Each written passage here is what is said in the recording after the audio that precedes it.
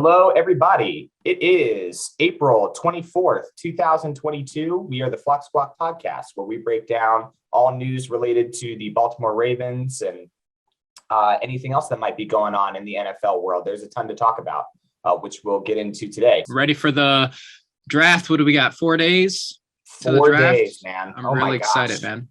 It's hanging in the air heavy on a lot of teams, actually. And it's just been kind of fascinating to see how many players are up there and available. And we're going to break down a few of those today. So first off, I want to say happy Easter to everyone in the Flock Squawk Nation, Flock Squawk Network. We hope you had a good one. And shout out to our new subscriber, CD Long. Appreciate the subscribe. And when we get new subscribers, as long as I can see your name, I'm going to shout you out. So just be prepared for that. Let's get into the news. Subscribing. Hell yeah. Let's do it, man. We had a couple pieces moved this week. Sammy Watkins gets a 1-year, $4 million offer from the Green Bay Packers. So we talked about this a little bit yesterday. I actually think it's a good move for the Packers for one of the reasons that we were talking about. So we'll do like the good. We'll do the good first and the bad. Actually, we'll do the bad first with Sammy Watkins because it's kind of weird. I almost view him as sort of like a bust, right? He was the 4th overall pick in the 2014 draft. He had an awesome year in 2015 where he ended up getting, I think it was like 1,100 receiving yards from the Bills. He's been bouncing around the league since. Some numbers to note. With the Ravens, he didn't eclipse 400 receiving yards because he was dealing with injuries for a big portion of the year. And he has never had a season where he's broken 700 yards receiving since 2015. Yards aren't everything for a wide receiver, but I think in Sammy Watkins' case, it's significant. That's the bad.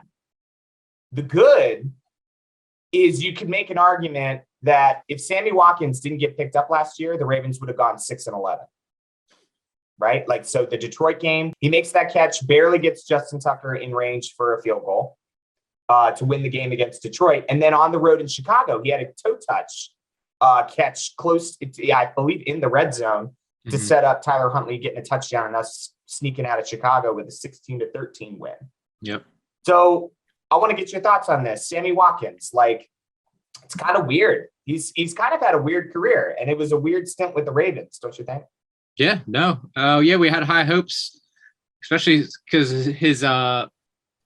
his career high season with the Buffalo Bills was under our offensive coordinator, Greg Roman. So he was teaming up with him again back here at the Ravens. He was definitely an upgrade from Willie Snead from the previous couple of years. But, you know, injuries kind of derailed. Not just him, but the whole team in general. So it's kind of one of those situations like what could have been. He definitely had a couple big catches. The like you mentioned earlier, the biggest play that comes to mind is him catching that 4th and 19 from Lamar to set up Justin Tucker for his world record 64? Was it 64? 64. Gosh, 64, I believe. Have you tried to have you gone on a football field and measured that out? It still blows my mind that he kicked that. No. Unbelievable. But yeah, I mean, I would have to give it with his stint with us an incomplete. You know, we didn't really get to see our whole offense or our whole team healthy. And yeah, I mean, he's a good player. I mean, yeah, he was drafted 4th overall. I guess you can consider him a bust for him being drafted that early. But if he was drafted like later in the first round, maybe he wouldn't be a bust. But I don't know. I'm kind of like, I think the Green Bay Packers, they need wide receiver help. They lost their best receiver they've ever had for the last, not ever had, but one of the best they've ever had the last, 5-6 seasons. So they need some wide receiver help. I'm sure they'll pick up some wide receivers in the draft with one of their 2 first round picks that they got for the Devontae Adams trade. And with Aaron Rodgers getting that big contract, he needs some weapons and some cheap weapons. So using those first round picks is going to be crucial for them, I imagine, in finding a number 1 wide receiver. And I think Sammy Watkins for them is just just a shot, like a tryout. Like maybe he'll do something good. I mean, he might make the team. Who knows? But go ahead. No, I was just saying the stint here with the Ravens was a blah. I mean, the whole season was a blah. So unfortunately, we didn't get to see what it could have been. Here's what for the Packers side of this, right? Like, I think a big problem with the Packers in recent years has been like, okay, you've got Aaron Rodgers and Devontae Adams. If you double Devontae, who else are you going to the ball with? And in recent years, I would say like a lot of those guys are good, but when it comes down to like the last play of the game, Aaron Rodgers is left like scrambling around all over the place. Maybe they think that, and then he gets criticism for like when he loses in games, like the NFC Championship game, where everyone's like, oh, why'd you throw? You should have ran and all this other shit, right? Like, what if bringing Sammy Watkins in is sort of like, okay, he's a veteran receiver, he's cheap, and if you're in a situation where you need a big play and your best guy is let's say double covered, Sammy Watkins isn't a bad option to go to. Like I said, when I was thinking about the record and us being 6-11 instead of 8-9, I was thinking to myself, like, the Green Bay Packers could use a guy who gets you a big play in a big moment. And I'm not saying Devontae Adams couldn't do that. Devontae Adams is a stud, right? But a lot of the times he was double covered, and like, unless he was playing the Ravens, and then poor Robert Jackson. Do you remember that? Yeah. I felt so bad for that guy. I was like, oh shit. I saw them line up across from each other and I was like, oh fuck, this isn't going to end well. Yeah. Right. Like, and it didn't. What a surprise. But maybe like that could be a good addition to their offense in particular. Because sometimes they need a big play and it's not there. And sometimes those big plays or that separation or that instinct, sometimes that can be the difference between you going to back-to-back NFC Championship games and back-to-back Super Bowls. And then we're talking about Aaron Rodgers in a totally different light. So I don't know. That's a huge stretch. And how are they going to replace Devontae Adams? We still don't know. But I'd agree. I'd say it's like an incomplete with his time here at the Ravens. Like it just wasn't, nothing really came to fruition, although there was a lot of promise. Were you stoked when we signed him last year? Because I kind of was. I was like, oh, damn. Like if he's coming off the Chiefs. I wouldn't say stoked. I was stoked when we signed Anquan Boldin. Steve Smith. Yeah, I was stoked when we signed Steve Smith. I was like, oh, he was an upgrade from Willie Snead. So I was like, oh, that's cool. I mean, he definitely makes us better, but I wouldn't say I was stoked. Okay, that's fair. I mean, and also, we had been looking for receivers that year. We picked up Rashad Bateman in the draft, and we got him prior to the draft. So we kind of didn't know like what our wide receiver room was going to look like. Right. So I looked at it like, oh, sweet, like an experienced vet, as long as he can stay healthy. Yeah. Right. But he couldn't stay healthy. So obviously that kind of nobody could on our team last year. Right. I mean, I was looking at the numbers again. 8 starters were out at one point. And I loved the way the media talked about the Ravens last year too. They were just like, well, I mean, it's going to be tough. I mean, they've got all these injuries. And that was like every single week they were. And by the end, I think Rex Ryan or somebody was just like, just scratch them for the rest of the year. We know they're good. But they're beat up right now. Like we obviously wish we could talk about them in a more favorable light, but like they're hurt. So what are you going to do? Yeah. Okay. So that's it for the Sammy Watkins stuff. Another move. I love this line, and I'm going to keep saying it. The Joker joined the Jokers in Detroit. Deshon Elliot is off. He's on a 1-year deal to the Detroit Lions. Not surprised. I wasn't surprised, especially after the Marcus Williams signing that we had early in free agency. I was just like, all right, this is a done deal. Like Deshon's out of here. And then you brought to my attention that there was some stuff on social media where he was like, people like, fans were commenting, oh, we need to re-sign him soon. When are we going to re-sign him? And Deshon Elliott was like, nah, fam. That ship has sailed. I'm out of here. At least he was honest. I appreciate his honesty. But had a rocky road in Baltimore. Another guy where he was just injured for a lot of his career. When he was on the field, I thought he played well. But when he was just injured so often, it was kind of hard to rely on him playing safety. So he's off to Detroit on a 1-year deal. You were talking about it yesterday. A lot of 1-year deals for players getting signed out of Baltimore. Yeah. I don't know. I don't know if I'm reading too much into it or if that, what does that mean? I mean, I think every single one of our guys, up to 10 free agents that signed elsewhere, they all signed 1 year. No player has got a multi-year deal anywhere. Has anything to do with the salary cap potential switching next year, or jumping up next year, or if it's saying that all our guys are pretty trash or they're like backup depth. I mean, I'm assuming that means that they're backup depth type guys that are getting these 1 year shots. And it obviously proves that the Ravens weren't even considering keeping any of them, because the Ravens could have easily given any of these guys those deals. And I think a lot of the guys came from the same draft class, Bradley Bozeman, Deshon Elliot, Anthony Averett. Three of the guys came in the same draft class with Lamar. And they were all, later round picks. Anthony Averett was a fourth, Deshon was a sixth, Bradley was a sixth. And we got some quality starts out of them. Granted, they were only getting starts because of injuries. But I would say Deshon, going back to him, I wouldn't have mind having him back. For a 6th round pick, he, played pretty well for us, and he was a quality starter. He lacked in, I think, the range that he had and ball skills part of being a safety. But he was tough, and he hit hard. And unfortunately, I think him just being injured kind of halted things. So he gets a 1-year deal somewhere else. But yeah, a lot of these guys are getting signed from us are like fringe. They're depth guys and fringe starters. They only started for us because of all the injuries we had. Maybe not Bradley Bozeman. I personally thought he would have got a bigger deal than 1-year deal. So I guess it just shows how maybe the best we get out of guys from like later draft picks. Like we get some quality starts from some guys that probably wouldn't even make a team in another team, So I don't know. I think it's pretty crazy. I've never seen that before.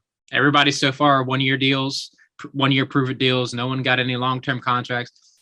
Tavon Young, who's, I can understand why he would get a 1-year deal, just because, he's talking about injury riddled seasons. This guy, he's, I think, 4 or 5 years with us. I think he missed 3 of those years with a season-ended injury, after having a strong rookie season and sophomore season. So I just thought it was weird. What do you think? Man, I don't know. Like, the optimist in me wants to say like they're prove it deals, right? Where you don't, because they were so, deep in the depth chart, maybe a team looks at them to add value and they go, okay, like who can we get for the best possible value, who we think has the best potential upside, right? Because like I think with the Ravens and the way that they draft, I think people look at some of those players a little bit later on in their career and they throw them on the board anyway. Like for people that they're thinking about picking up, because the Ravens draft, so they have a historical tendency to draft well. Mm-hmm. So I think that might have something to do with it. The value, the salary cap stuff, obviously, like they just want to get the best bargain that they could. But I don't know, like maybe some of these, I think my main point is like maybe some of these are just like prove it deals where they see potential there and they're like, okay, like this person could be a starter. Let's see how if they ball out this season, they restructure the deal. They'd have to anyway, because it's only 1 year, right? So I don't know, man. It's hard to say. Like maybe it's coincidence. Maybe teams are hesitant to spend money at skill positions because they have to pay their quarterback. Anthony Averett went to the Raiders before Derek Carr got his deal. Mm-hmm. And I don't think Derek Carr's deal like blew anybody out of the water. But, I don't know. Like that's tough to say. And I think a lot of these guys probably wouldn't, if in an alternate universe, right, and none of these guys get injured, Anthony Averett's probably back on the team next year. But because he got his stuff on tape, I didn't think he played all that poorly. Believe me, I saw Robert Jackson. Poor Robert Jackson. we're not going to rip on you anymore for the rest of the pod. That's enough, from me. I don't know. I agree with you. I thought Bradley Bozeman was a guy that we would probably renegotiate with and try. But if the Ravens see, a guy like Tyler Linderbaum from Iowa hanging out in the draft at 14, and they want to pick up a once in a decade center, apparently, maybe they were cool with parting ways with Bozeman. I don't know, man. It's hard to say. And what do some of these teams have to lose, by the way, right? Like the teams that they're going to, Chicago was 6-11 last year. They're in rebuild mode. Detroit's in rebuild mode. The Raiders got better, but their division got way better. The AFC West in general got better. So I think these are teams who just like have nothing to lose, and they're trying to compete now, or at least make a little bit of progress. And if you can get a guy cheap, go grab a guy cheap, and just see how it works. It's like the equivalent of like throwing stuff at the wall, seeing what sticks. Mm-hmm. Maybe that's what's going on. I don't know. It's very interesting. But Deshon Elliot is off. The Joker joined the Jokers in Detroit. I love that. Goodbye. I'm gonna make a song out of that. I like Deshon. I'm sad it happened, but he had a cool fighter pilot nickname too. I mean, come on, man. We need all NFL teams should have a guy who just has a single word, like Honey Badger. That's a fighter pilot nickname. Yeah, I mean, Joker. That's a fight. We need guys like that in the NFL. They're awesome. Yeah. Let's talk about Miles Boykin real quick. Can you call him a traitor if he was released and then joined your enemy? I guess it's not his fault. Yeah, right. I mean, because he had no choice. Pittsburgh claimed him off waivers. Right. Okay. So he had no choice. I won't call him a traitor then. You can't call him a traitor. No, I won't do that anyway. But Miles Boykin has been released, and he's now with the Pittsburgh Steelers in a very interesting receiver room for Pittsburgh, by the way. We'll break that down here in a little bit. But here's another guy that had so much potential, and we saw so much in him, and he could have been a very crucial piece in our offense, being this big. We talk about it all the time with this dude, like big body, potentially could go up and get the ball. He was something that we were missing in our offense because we have a bunch of small, fast dudes, and we need a big guy that you can find in the end zone for touchdowns, right? So obviously things didn't pan out. He had one catch last year for 6 yards, and it's just sort of like the receiver room got crowded last year with the addition or 2 years ago with Duvernay and James Prochet. So there was already pressure being placed on his spot. And James Prochet rose to the top, and Miles Boykin sunk to the bottom, and he's still going to be there. So I don't know. And he's in a receiver room with the Steelers that is surprisingly not very deep. We could actually see Miles Boykin play. You've got Deontay Johnson and Chase Claypool. Okay, I'll give you those two. But outside of that, at wide receiver, it's Miles Boykin, Anthony Miller, Steven Sims, Cody White, Tyler Vaughns, Gunnar Olszewski, and Rico Bussey. I've heard of two of those guys. Gunnar Olszewski was with the Patriots, and you brought up Anthony Miller was with the Bears. Yeah. Other than that, it's looking pretty scant over there in Pittsburgh. He has it looks like he has a shot to actually, depending on what they do in the draft, it looks like he has a shot at competing for that third wide receiver position with Anthony Miller. And I'm a little concerned because you know how good the Steelers are at evaluating wide receivers. So if they revamp his career, I mean, I don't hate the guy, obviously. The Ravens are, known not to be able to draft and develop wide receivers well at all. I mean, we hit on a couple guys in the draft like Mark Clayton and Torrey Smith. But most of our production has come from free agent signings, Derek Mason, Anquan Bolden, Steve Smith Sr. A lot of our guys that have a lot of our receiving records were guys that we, picked up later in their career, proven veterans. So our draft, So the fact that we drafted Miles Boykin, who was looking, out of Notre Dame, was looking like a potential prospect that could, be a starter for us, and it didn't pan out.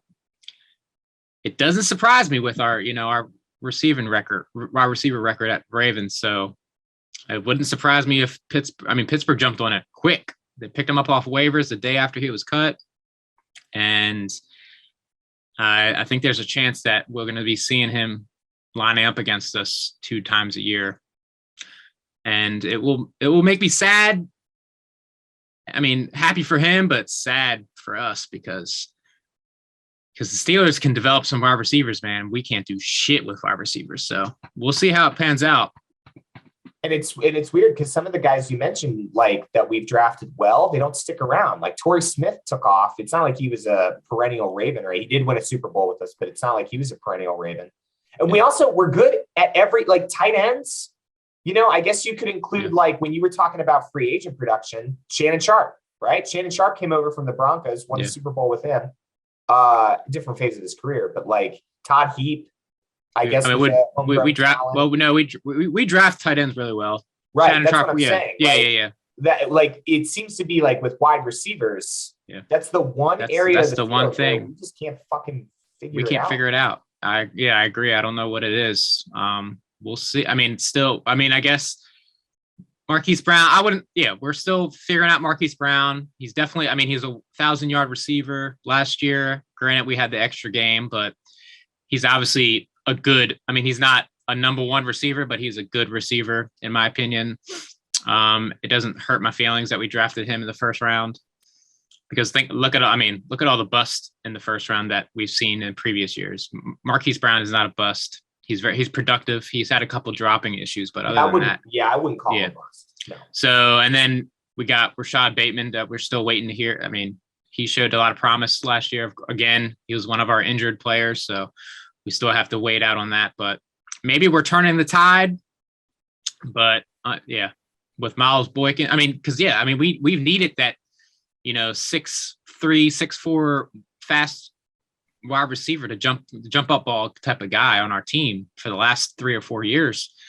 I mean, granted, we have the tight end room that can, handle that with Mark Andrews, but our wide receiver room is lacking that kind of guy because we have all these short. I mean, at this point, Bateman is our tallest guy at like 6 foot or 6'1", and everybody else is under like 5'11". Right. Marquise Brown, Duvernay, James Prochet, Tylan Wallace. I think he's under 6'2" potentially, or at 6 foot. So Miles Boykin, we've been saying it all year, is like the past season was like, he can fill that void, but it just didn't pan out. So I feel like that's still the type of guy that we're missing. And I think it showed a lot in the end of the season last year when Tyler Huntley was, our quarterback. All those, red zone failed touchdown attempts. There wasn't that big body outside of Mark Andrews. There wasn't that big body receiver that could get those jump balls. And we saw it on some of those 2-point conversions. We're, painted on Mark Andrews, who's obviously you want to look for your best guy. But if we had that other big receiver that could, potentially take some of those safety eyes or cornerback eyes away from Mark Andrews in those short field situations, that would really benefit us in those positions. So the jury's still out, man. I feel it personally. I still think we need that big jump ball type receiver. Maybe we addressed it in this draft. We'll see. Well, it tells you a lot when, like, we have to go out and pick up Des Bryant, right? Mm-hmm. Like, that tells you if you're doing that, you're probably not in a good place at that position. You know what I mean? Like, you haven't gotten it figured out. So you pulled a guy out of retirement, basically, to give him another shot to see how it goes. You know what I mean? It's like that reminded me of a less dramatic version of like Urban Meyer picking up Tim Tebow to play tight end. Like, that was obviously a lot more, ridiculous than going out and getting Des Bryant. That sounds like something we address in the draft again in like the 3rd or the 4th round. The Ravens have a tendency of doing that.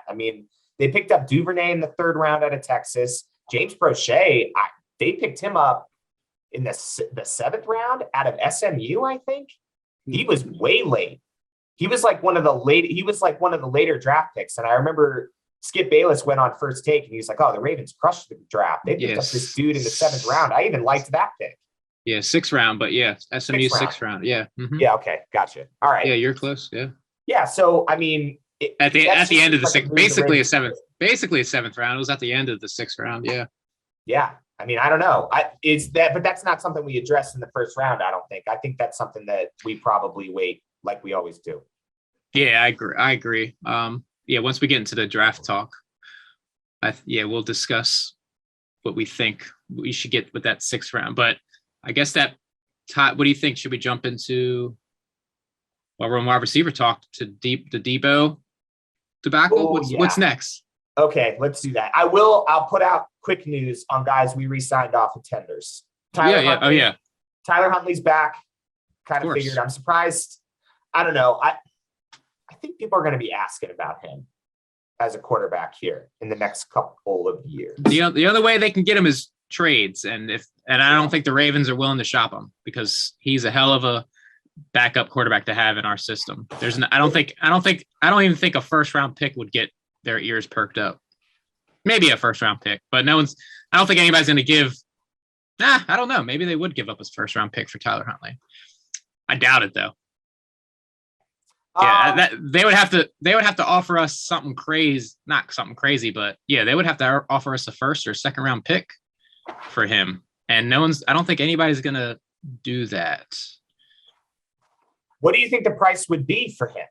Like what could a team offer potentially for the Ravens to be like, ooh, shit, okay, we can't say no to this? He played well for us as a backup last year. And it was wasn't his rookie year, undrafted rookie year. Yes. There's so much more development. Because he came out of Utah. So much more development to have by him. And with I don't think there's much uncertainty personally, but from an outside perspective with Lamar not signing a long-term contract, I can guess you can say there's some uncertainty about his long-term plans with the Ravens. So having him as an insurance piece, just in case, is smart as well. So you would have to offer something pretty crazy to get us to part ways with him, because who else do we have as a backup? Like if we got rid of Tyler Huntley, we would have to, draft a guy. So I think it's too valuable. It would have to be like a second or first round pick. And I don't think people are going to be offering that off of his few games last year. I mean, he played well. He looked good. He had that hell of a game against Green Bay, but it was a loss. And obviously, if people are looking, I mean, I imagine somebody, called the Ravens about it for a trade for him, but obviously they haven't offered anything that would change their minds about keeping him. And then what would his role be? At this point? What would his role be? Would he be a starter, or are you signing a backup?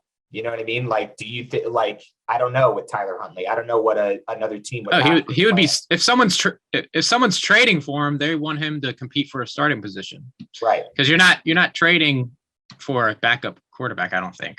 No, but let's say something happens and he doesn't blow anybody away at camp. It's like, do you want to fork over all this money to a guy who's competing for one job? I don't know. I don't know. If I were another team, I would probably. I'm sure somebody sniffed around. Somebody did to put feelers out. Yeah. But I mean, he had no shot of leaving anyway. We wanted him here, and he's a good fit for this offense. You just got to get pieces around him. That's all. Besides Tyler Huntley, Tristan Colon, and then Christian Welch and Nick Moore, the long snapper. Yep. Tristan. Yeah. Nice center guard hybrid, and a good depth, and the other guy is a good depth piece at linebacker. Mm-hmm. And you need a long snapper, and Chris Moore jumped in last year after we unfortunately didn't re-sign Morgan Cox, our long-term member of the Wolfpack. He would have cost too much money, and we needed to trim some fat, so we didn't re-sign Morgan Cox, and he ended up going to Tennessee. And I was a little worried about that. He came in, and the Wolfpack brought him in. And, he was the snapper for the, world record. So I'm happy It worked out. And we got to keep that continuity for another 5-10 years, as long as Justin Tucker's here. I have a question. When they kick that 63 field, like the 63 yarder, right? I know Justin Tucker gets the ball. Does the long snapper get the ball? like get a ball, like a commemorate? You know how they give like Yeah. commemorative balls or whatever? Yeah, I mean, I would imagine, you know, this, I mean, you got the snapper, the holder. you got the holder, Sam Cook, and you got the kicker. I'd imagine they all got a piece of that. And they all got their own. I mean, I think the original ball goes to Canton. Right. Correct. Yeah. So I imagine they all three get like a replica or something That's cool. with like it engraved. I mean, I don't know for sure, but I'd imagine that's how it happens, how it works. They should. I mean, Yeah. you know, 64 yards is just that Nuts. boggles my mind. Okay, let's get to the Deebo news. Yeah. Deebo Samuel has requested a trade from the San Francisco 49ers. I guess they went into contract negotiations, and there were some issues with Deebo Samuel with how he was used in the 49ers offense.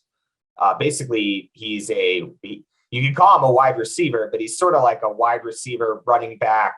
He's one of those hybrid players that we're seeing more and more in the NFL these days. But I don't think he wants to be a hybrid player. I think he just wants to be a wide receiver.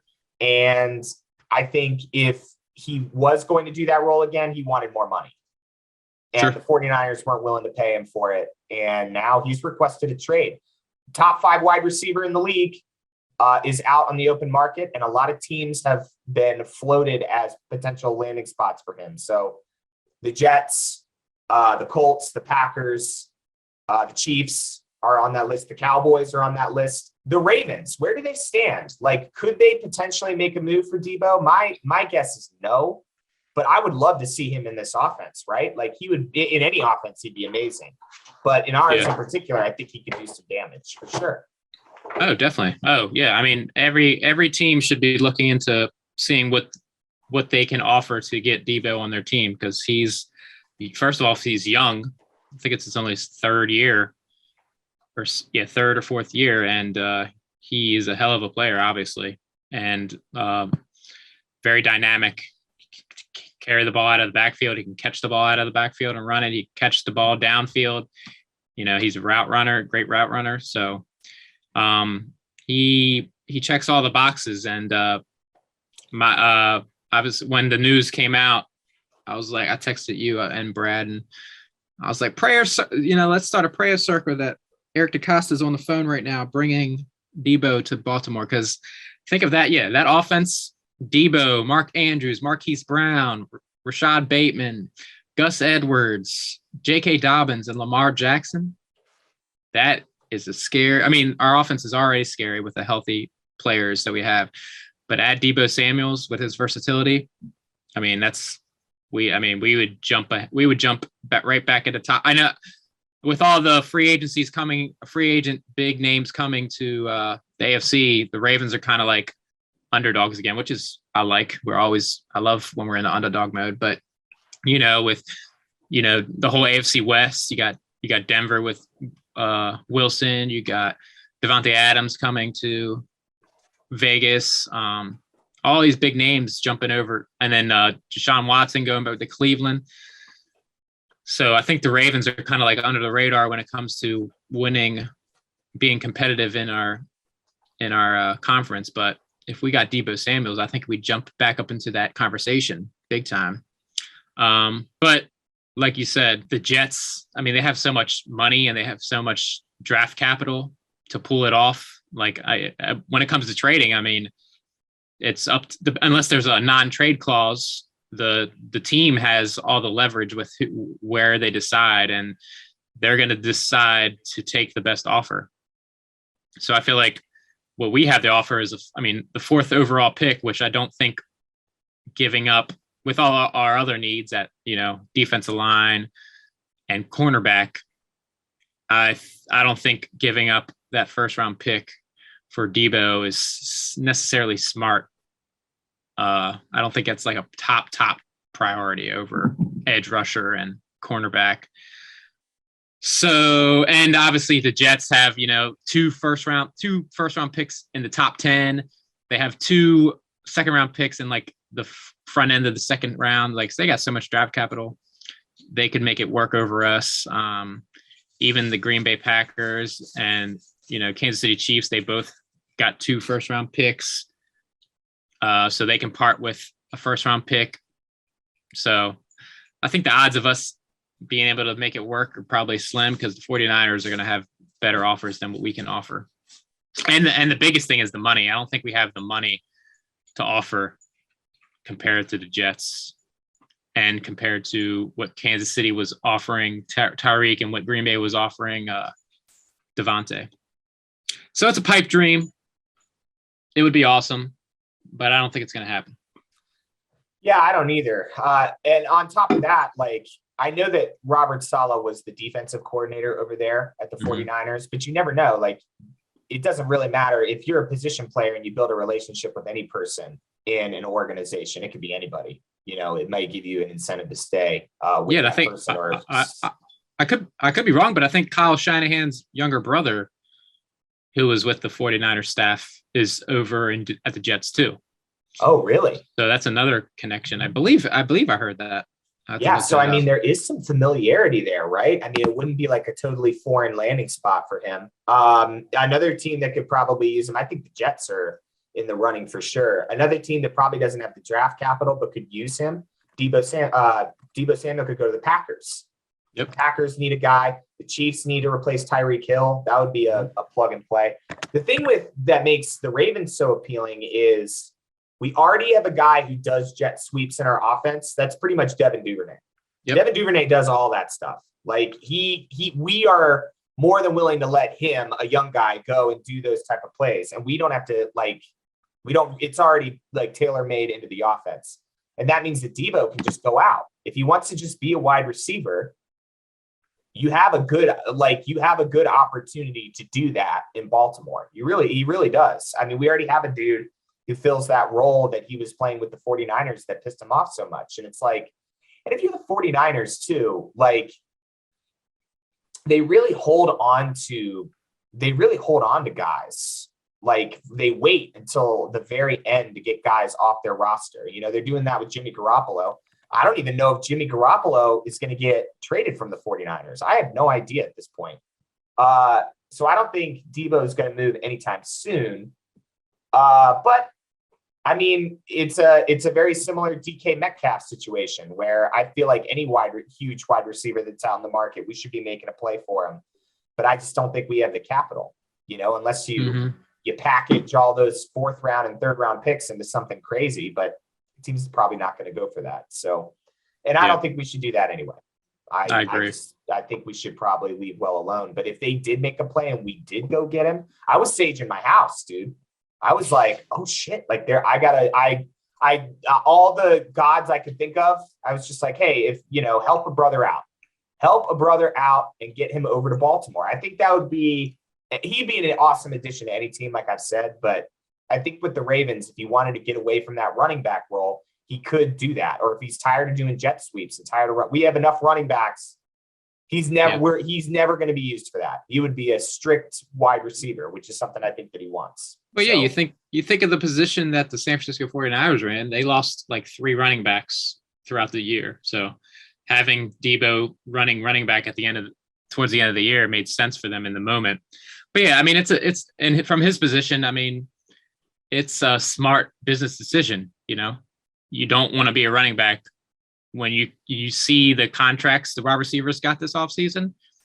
Running backs aren't making that kind of contract, and running backs get hurt way more, and their career lengths are a lot shorter than wide receivers. So Deebo's like, you see that $100 million contract that Devontae Adams got? That's what I'm working towards. And me being a running back is not gonna, that's gonna significantly hinder the possibility of that happening. So I think he went to the 49ers and was like, hey, I'm done being a running back. I'm a wide receiver only. And I'm out this bitch. It puts San Francisco in a bad position with, it sounds like Jimmy Garoppolo is going to be out of there. They're moving on with Trey Lance. And for Trey Lance's first season as a starter to be without one of the top wide receivers on the team, that's pretty bad. So, I mean, I imagine the 49ers are going to try their best to make it work, but from what it sounds like Deebo Samuel said, don't even offer me a contract, like trade me. That's it.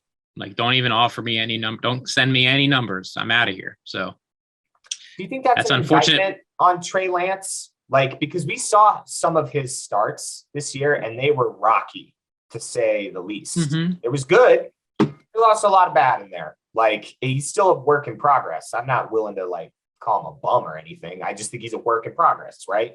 I wonder if Deebo wants to anything to do with that. Like, if he has the opportunity to go play with Aaron Rodgers, Matt Ryan,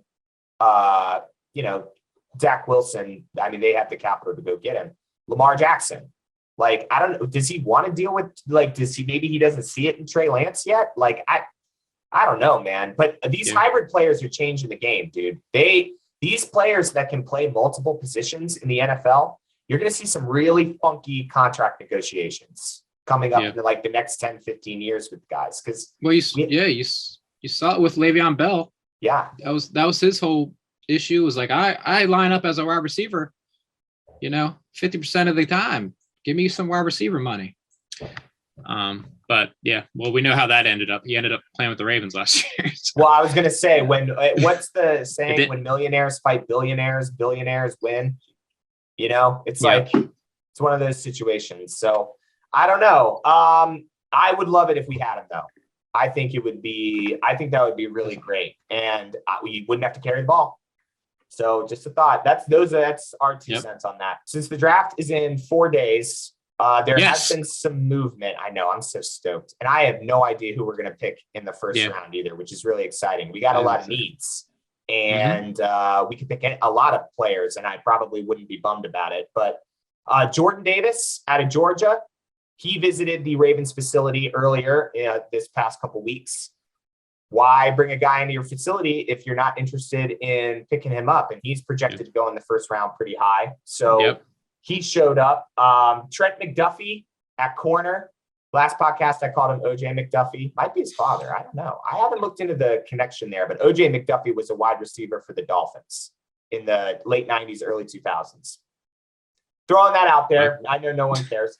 But he's obviously being looked at because Sauce Gardner is expected to go, top 5 probably at corner. I owe him an apology. I got a second opinion about Sauce Gardner because I was like, I don't see what everybody's so hyped out about. And I talked to a guy who played corner in high school and a little in JUCO.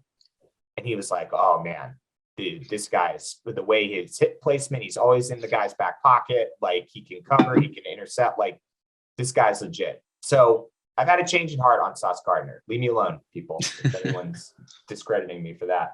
I just don't think he's going to be there for corner. Oh, definitely. He's not going to make it. He's not going to make it past top 10. No. He's probably going to be gone at like 4 or 5. Yeah, I imagine the Jets potentially with their first pick would take him. Yeah, who knows? Probably. Yeah, because they just lost Marcus May to the Cowboys. I think he went to the Cowboys. So yeah, that's possible. There's him. There's Devin Lloyd out of Utah. Everyone's saying that he's like the quintessential Raven. I like Jermaine Johnson, the edge rusher out of Florida State. Personally, I liked what I saw on his tape. I just don't know if he's going to be there at 14 or not. We got a lot of options. Like, pass rush should be the main thing we worry about, right? Like, but if we took a corner, I wouldn't care either, right? This is one of those drafts where as long as they pick a guy on defense and it's not safety, I'm not really all that worried about it. Yeah. And we need a replacement for Brandon Williams for sure.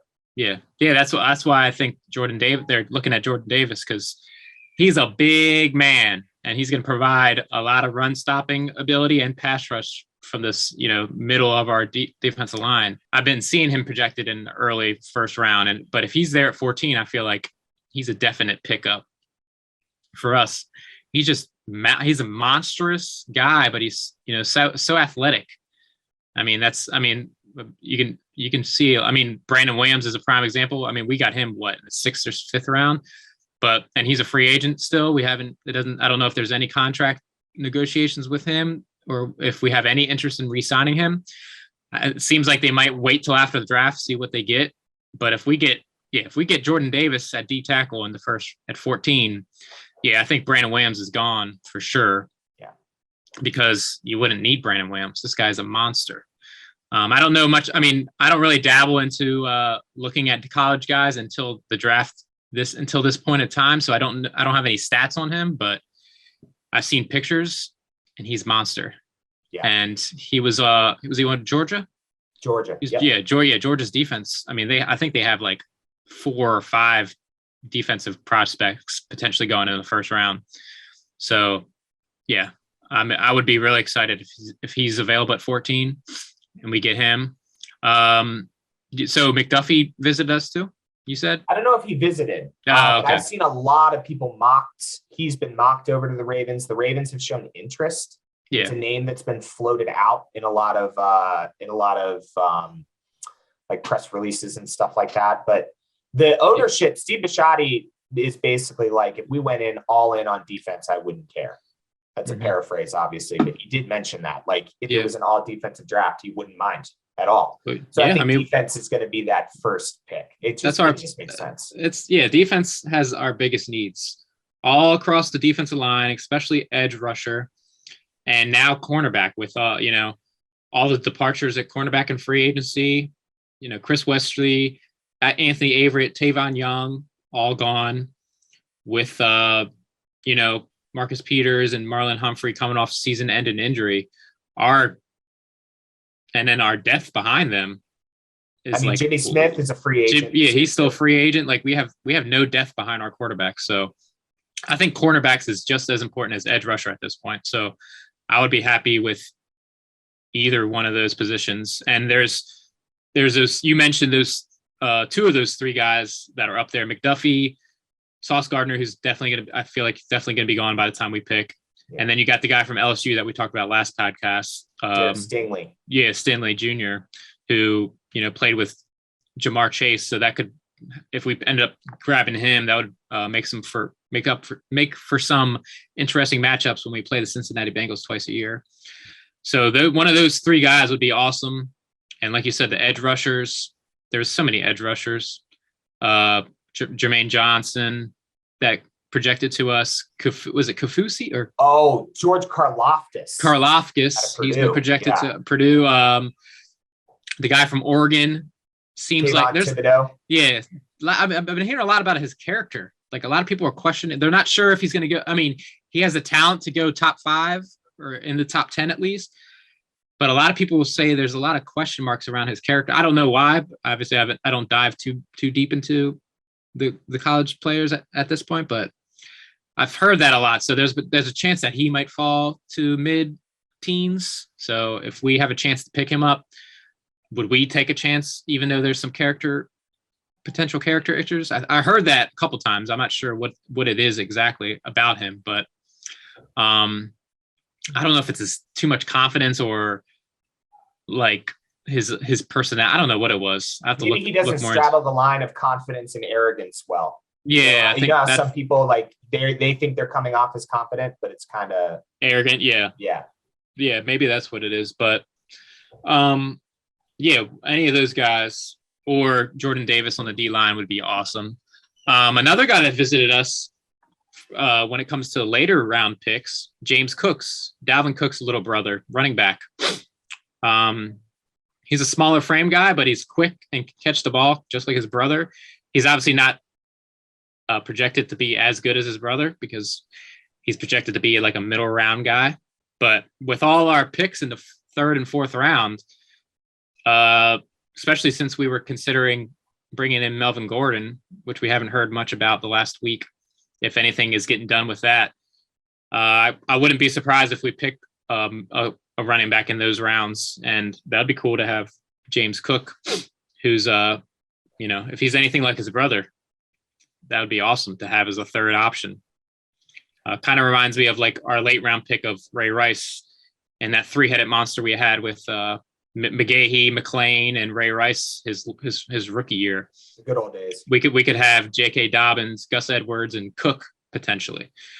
But I would also take Melvin Gordon. But obviously a 4th or 5th round pick would be a lot cheaper than Melvin Gordon. So we'll see how that plays out. But yeah, that was an interesting. We had him come and visit, so that's interesting. That we're definitely looking at a mid-round running back. That's what that says to me. And what do we got? 7 first-round picks? 7 picks in the 3rd and 4th round? Yeah. Do you want to dive into history of those rounds? Let's do it. Yeah, the Ravens have been known. I mean, we know this, but for anybody that doesn't know this, the Ravens are one of the best teams at drafting in the 3rd, 4th, 5th round picks. And what do we got? We have 5 4th round picks this year and 2 3rd round picks this year. Mhm. So I figured it would be a pretty good little go down the history, little history lesson of the 3rd and 4th round picks we've drafted. And if we go all the way back to year 2000, and we'll start at 2003. Jermaine Johnson is, one of the best linebacker edge rushers that we've had. So he left the year we won the Super Bowl. Damn, that sucks. Yeah, that's some bad luck right there. For sure. So he retired a Raven. Anyway, we got Jermaine Johnson in the 4th round. We got, and I think one in 2005 in the 6th round, we drafted Derek Anderson, that quarterback. Yeah, that's right. That was a sneaky good 6th round pick considering how his career turned out. Yeah, he had good years with the Browns. I think he had a decent year with the Cardinals too later on. So didn't pan out for us, but yeah, it definitely panned out for the Browns. Played against us a lot. And then I think I think this is the best 3rd round pick we've ever had. Marshall Yanda. Yeah. Future Hall of Famer with us, one of the best guards we've had on our team. He recently retired like 2 years ago. And then let's go. I mean, we can jump up to more recently. Yeah, let's do it. Obviously last year, Ben Cleveland, Brandon Stevens, Tylan Wallace, all those guys, 3rd and 4th round picks. They're still, that's still to be determined, but Ben Cleveland showed a lot of promise. And Brandon Stevens, running back converted safety, started a lot of promise. He got some starts last year, so we'll see how that goes. The year before, Tyree Phillips, he's been a starter for us. When we got Lamar Jackson, we got Orlando Brown in the 3rd round. He played 2 great years with us. We flipped him for a 1st round last year. We got Mark Andrews in the 3rd round. We got Anthony Averett in the 4th round. He was a starter for us. Kenny Young, he was okay, and we used him in a trade that got Marcus Peters. Yeah. With and then Jaleel Scott and Jordan Lacey, they were all bust at the wide receiver position. Go figure there. Right. Yeah. Right. The year before that, Chris Wormley, he played a couple good years with us, but he's gone now. Tim Williams was a bust. Clark was in the 6th round in that one too in 2017. Yeah. That was a pretty good draft. 2016, Tavon Young, 4th round pick. Great player for us. Unfortunately, injuries kind of ruined that. Yeah. Alex Lewis was before his injury, had a couple good years with Willie Henry, Kenneth Dixon, and then Matthew Judon in the 5th round. Are you kidding me? Yeah, it's great. He's one of the best pass rushers. I mean, he just got paid last year leaving us. We have a history of getting that, as we go more, you're going to see the pass rushers in the 4th and 5th round. Matthew Judon, Pernell McPhee, Zadarius Smith, all these guys were picked in the 4th and 5th round. Yeah. Crazy. So the year before Matthew Judon, we had Zadarius Smith, Nick Boyle in the 5th round. Nick Boyle is one of the best blocking tight ends we have. Darren Waller was a 6th round pick. That one hurts because that was a wide receiver pick that actually did pan out. It just didn't pan out for the Ravens. Yeah, exactly. With a bunch of personal issues, and he goes to the Raiders, and now he's a fucking stud. Like, talk about one that could have worked. What's up with that? Yep. Gosh. 2014, we got Brent Irvin in the 4th round. Yeah. He was good. I mean, he's gone now, but he played a couple good years with us. And then look at 2013, freaking Kyle Juszczyk. Still a Pro Bowler, one of the highest paid fullbacks in the league. We got him in the 4th round. Brandon Williams in the 3rd. Brandon Williams in the 3rd. He's still a Pro Bowler. He's been one of the best run stoppers we've had the last 8 years on our team, or 7 years. Ricky Wagner in the 5th round. Great tackle. Jensen in the 6th. Ryan Jensen in the 6th. He's the center for the Super Bowl winning Tampa Bay Bucks. Stinker. One of the highest paid centers when he left us. So, I mean, the list goes on and on. with all the, I mean, obviously we have some busts. We're kind of overlooking some of the busts. You're not going to get everything, but we have Pernell McPhee in 2011. So, I mean, the list goes on and on of all these amazing mid-round values that we get. And the fact that we have 7 third and fourth round picks this year really has me excited that we're going to, you know, get some more of these type of guys that 3 years from now, we're going to be like, damn, are we going to be able to afford these guys in free agency? Because they're going to, I mean, it happens time and time again where, you know, Pernell McPhee leaves on a huge contract. Paul Kruger leaves on a huge contract. Zadarius Smith leaves on a huge contract. Matthew Judon leaves on a huge contract. Every year there's somebody that hits free agency that we picked up in the third or fourth round that gets these not record setting, but these huge deals elsewhere just because how we, you know, draft these prospects and develop them so well. So that as a Ravens fan, you guys should be, I mean, obviously the first and second round is very exciting, but third and fourth round is where we're going to get some gems, and history proves that. So I'm really excited about that. Not to mention, you can even go further back. Like 2011, you had Pernell McPhee and Tyrod Taylor you picked up in the 6th round, right? Mm-hmm. Journeyman quarterback for a while. 2010, Dennis Pitta in the 4th. Yep. Ed Dixon. Yep. Now, and here's another thing too. Arthur Jones in the 5th round. I forgot about that. And Eric DeCosta was the Robin to the Batman in all these drafts. He was in the room, and he was in, you know, they were I mean, obviously Newsom had the say, but I mean, they worked so well together that he's a part of all these drafts. And so he knows exactly how to evaluate talent, just like Ozzie did. And it's going to be exciting because in 4 days, we're going to have an entire new list of dudes that we're going to probably pick over and decipher. That's probably all the podcast is going to be next week after the draft. So good news, in the 3rd and 4th round, we get a lot of hits. So look out for some of those guys. Like I said, we'll break all that stuff down in the next edition of Flock Squawk after the draft. I know you have to get out of here, and I got to get out of here. Yep. So I think it's time to say goodbye to the people. Is there anything you want to say before you take off? Oh man, just enjoy everybody's week and be good, spread love. Absolutely. Yeah, it's a good message. Thank you to all of our subscribers. CV Long, thanks for subscribing. We're going to give you a shout out again. You get 2 today. Thanks for joining our channel, and look out for some more content as the week goes along. And we will see you all after the draft, where we're going to break down every single pick one by one, and we'll see potential value out of all of those guys. So Chad, it was awesome talking to you. Tell the family I say hello, and to everybody in Flock Squawk. Caw-caw. Caw-caw.